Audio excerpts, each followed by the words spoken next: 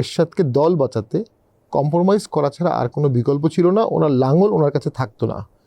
ওই যে জুজির ভয় 14 সালে আমাদেরকে দেখানো হলো, এবং এরশাদের যে amazing attempt to save inclusive democracy, তার অ্যাটেম্পটটা ফেইল্ড হয়েছে। ওর ফলেই উনি 18 সালেও ভোটে গেলেন।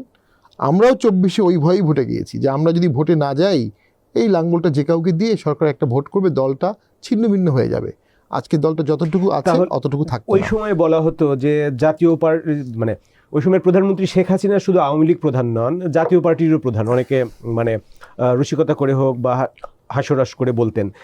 এখনও কেউ কেউ বলে থাকেন যে জাতীয় পার্টি কি এখনও জাতীয় পার্টি চালায় নাকি অন্যরা চালায়? 14 সালের পরে জাতীয় পার্টির নিয়ন্ত্রণ জাতীয় পার্টির হাতে ছিল না। আমি আপনার সাথে একমত। জাতীয় পার্টির অসংখ্য বিষয়েই প্রাইম মিনিস্টারের কী চাচ্ছে এই ডিজায়ারটা অনেকে ইমপ্লিমেন্ট করতো। আমাদের পার্টির অনেকেই মাননীয় প্রধানমন্ত্রী সেই সময় তাকে খুশি করার জন্য জাতীয় পার্টিতে তাদের এজেন্ডা বাস্তবায়ন করত। এটা সত্য। জাতীয় পার্টির বিরোধী দলের নেতা হওয়ার কথা জি এম কাদেরের, তিনি বিরোধী দলীয় উপনেতা ছিলেন 18 সালে।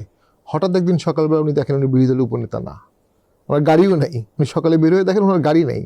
উপনেতা থেকে ওনাকে সরাসরি রাজপথে নামিয়ে দেওয়া হয়। 19 সালের ঘটনা বলছি আমি।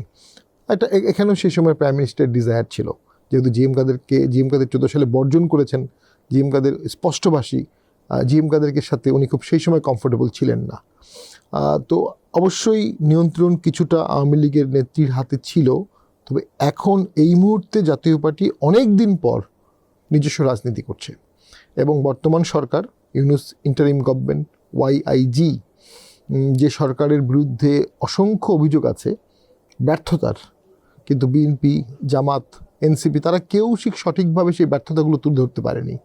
জাতীয় পার্টি, জি এম কাদের, আমরা সুস্পষ্টভাবে বর্তমান সরকারের সমস্ত ব্যর্থতা তুলে ধরেছি। বর্তমান সরকারের একমাত্র বিরোধী দল আমরা, জাতীয় পার্টি। দীর্ঘদিন আপনারা আওয়ামী লীগের সাথে ছিলেন, যেভাবেই হোক ছিলেন, আপনার একটা ব্যাখ্যায় আসলো। তাহলে এই নির্বাচনে আওয়ামী লীগের একটা ভোট ব্যাংক আছে বা ভোটার আছে, কিছু সাপোর্টার গ্রুপ আছে, আওয়ামী লীগের নির্বাচনে নাই।